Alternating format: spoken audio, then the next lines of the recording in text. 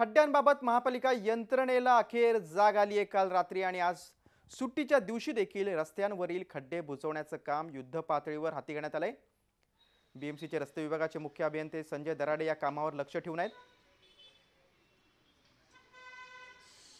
आणि याच महत्त्वाच्या बातमी संदर्भात आपण अधिक चर्चा करूया। आमचे प्रतिनिधी दिनेश दुखंडे आपल्यासोबत आहेत। दिनेश, अगदी सुट्टीच्या दिवशी सुद्धा महापालिकेचे कर्मचारी खड्डे बुजवताना दिसत आहेत। कुठल्या कुठल्या भागातले खड्डे आता बुजवले गेलेत, काय स्थिती आहे?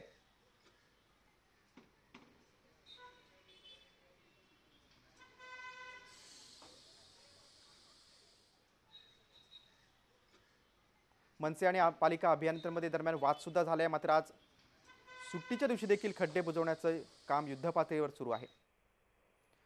दिनेश, काय सांगशील? कारण आज सुट्टी होती तरी सुद्धा महापालिकेचे कर्मचारी अभियंते तिथे आलेत आणि त्यांनी खड्डे बुजवलेले आहेत। कुठल्या कुठल्या भागातले खड्डे बुजवण्यात आलेत, सद्यस्थिती काय आहे आता?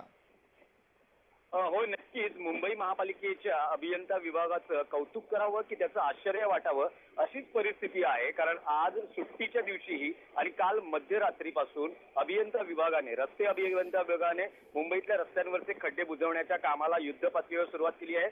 मुख्य अभियंता संजय दराडे यांच्या देखरेखीखाली हे सर्व काम सुरू आहे।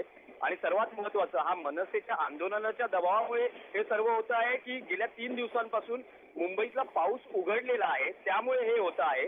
यावर अभियंतेच व्यवस्थित खुलासा करू शकतील। मात्र मुंबईकरांना दिलासा मिळालेला आहे। रस्त्यावर पडलेल्या खड्ड्यातून त्यांना वाट काढणं आता सुसह्य होणार आहे अशी परिस्थिती।